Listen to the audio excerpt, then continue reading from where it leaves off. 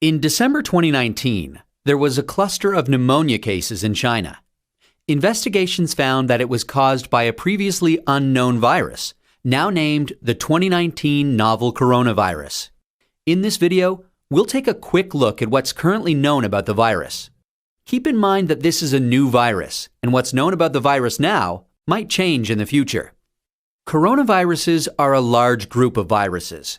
They consist of a core of genetic material surrounded by an envelope with protein spikes. This gives it the appearance of a crown. Crown in Latin is called corona, and that's how these viruses get their name. There are different types of coronaviruses that cause respiratory and sometimes gastrointestinal symptoms. Respiratory disease can range from the common cold to pneumonia, and in most people, the symptoms tend to be mild.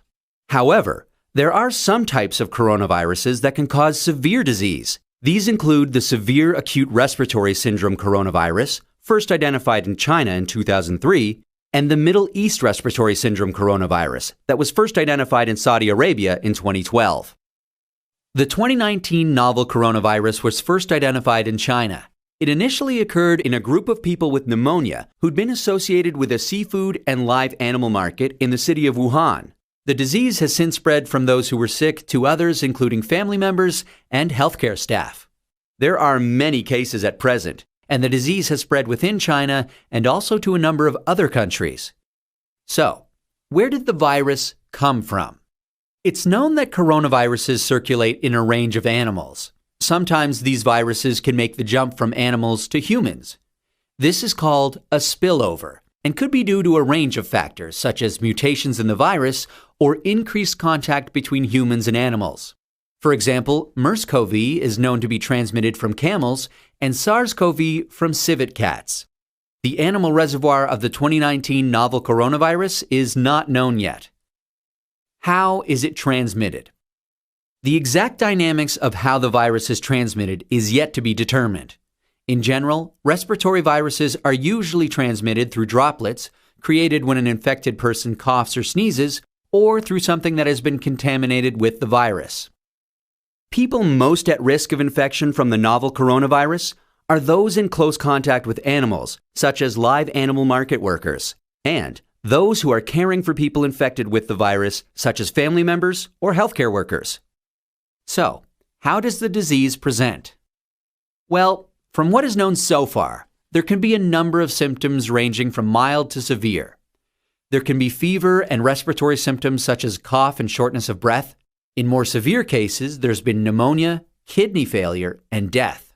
The mortality rate is not known yet. How can we tell whether someone is infected? The infection can be diagnosed by a test called PCR, or polymerase chain reaction. This test identifies the virus based on its genetic fingerprint. There's currently no specific medication for the virus, and treatment is supportive care. There's currently no vaccine to protect against the virus. Treatment and vaccines are in development. How do we prevent transmission of the virus? This new virus currently has a limited geographic spread. However, there are a number of standard hygiene practices that have been recommended to protect against infection and further spread.